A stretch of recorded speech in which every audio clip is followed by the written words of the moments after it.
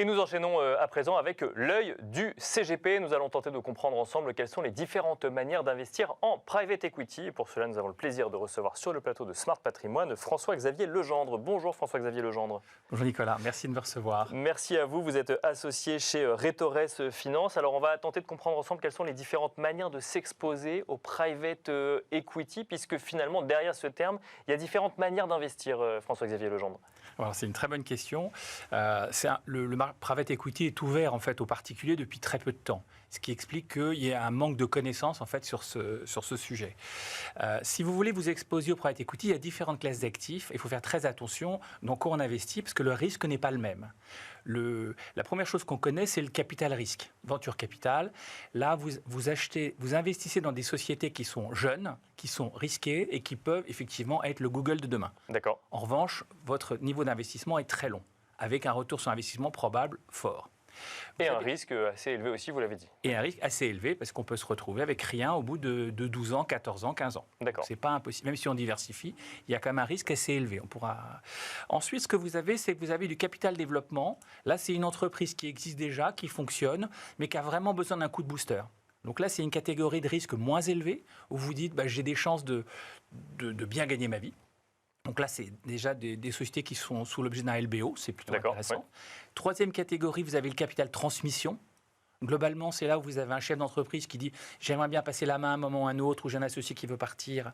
Mais la boîte, elle tourne bien, elle gagne bien sa vie. Et vous avez des fonds de private equity qui rentrent dedans.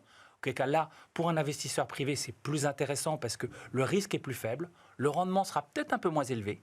Mais en revanche, vous avez une belle visibilité devant vous. Et on est sur des durées qui sont quand même de l'ordre d'une dizaine d'années. Entre le premier centime que vous mettez et le dernier centime que vous récupérez, il peut se passer 10 ans. En revanche, vous avez des chances d'avoir un investissement plutôt fort. Vous avez une dernière catégorie que nous, on n'adore pas, qui est le distress, qui est vous achetez des entreprises en difficulté, et vous dites, le gérant va être capable d'accompagner la boîte et de la redresser. Là, vous pouvez faire une fortune, mais la plupart du temps, vous ne gagnez pas d'argent. D'accord. Ça, c'est encore plus risqué finalement que le capital risque. Ouais. Exactement.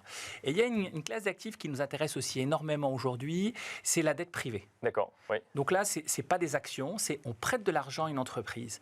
Et l'entreprise, elle va payer une dette en fait tous les ans. C'est de l'investissement obligataire, mais pour du non-coté. Exactement. D'accord. Oui. Et l'intérêt, pourquoi est-ce que je trouve qu'aujourd'hui c'est très intéressant? C'est parce que les taux d'intérêt ont monté, les rentabilités qu'on peut avoir, elles se situent entre 7 et 10% par an. Donc c'est vraiment exceptionnel. Ça ne durera pas. Et le taux de risque et d'accident est assez faible. D'accord. Donc pour le coup, je pense que ça... Est-ce qu'on est sur une maturité d'entreprise suffisante quand on en vient à leur prêter de l'argent, c'est ça ou ce sont des grosses entreprises. Oui, c'est ça. C'est la catégorie capital transmission qu'on évoquait tout à l'heure. D'accord, je comprends. Oui, les banquiers ont bien regardé, les spécialistes, que l'entreprise, elle va rembourser. Ils surveillent, c'est tout un métier. Et l'intérêt de la dette privée, c'est que c'est plus court que le private equity. On dit qu'en private equity, on récupère son capital au bout de 7 ans. Puis après, il y a tous les intérêts. Là, c'est plutôt autour de 5-6 ans. Donc, c'est un peu plus rapide. Donc, et aujourd'hui, les rentabilités sont assez similaires. Donc, il y a une prime à aller sur ce segment. Oui. Et il y a une dernière chose que je n'ai pas évoquée. Là, je vous ai parlé de tout ce qui était marché primaire. Oui, bien sûr. Il existe une classe d'actifs qui est le secondaire, c'est-à-dire le marché de l'occasion. Quand vous avez une société qui dit, un client qui dit « moi, je me suis engagé sur 10 ans, mais je ne peux pas tenir 10 ans », j'aimerais bien trouver quelqu'un qui va racheter mes parts. Et donc le marché secondaire, c'est un peu le marché de l'occasion comme de la voiture. Vous achetez le portefeuille de la personne qui veut vendre avec une décote. Et il existe dans des fonds spécialisés là-dessus. La durée est souvent la même, de l'ordre de 10 ans. Mais il y a certains acteurs, et ça c'est très intéressant, on découvre ça, qui font les investissements en une année, ce qui fait qu'on gagne en 3 et 4 ans par rapport à un investissement classique. D'accord. Donc il y en a peu, et ça commence. On a la même chose avec le co-investissement, où finalement vous avez un acteur qui va acheter, qui va rentrer dans les sociétés en une fois, en une année, ce qui fait qu'il va aussi gagner un certain nombre d'années. Pour faire ce type d'investissement, et notamment les derniers que vous avez mentionnés, mieux vaut quand même se faire accompagner puisqu'on rentre dans du montage un peu plus complexe, ou en tout cas il faut une compréhension quand même du private equity un peu plus forte. Ah, c'est très clair. C'est-à-dire que c'est un marché qui est encore très opaque. Le concept private equity, quand on regarde les statistiques, Il y en a pas mal qui se plantent. Donc, il faut aussi regarder les choses.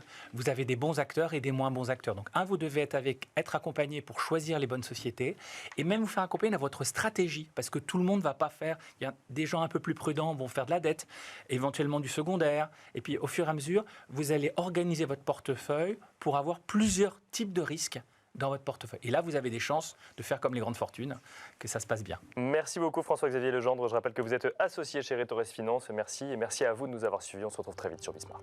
Merci.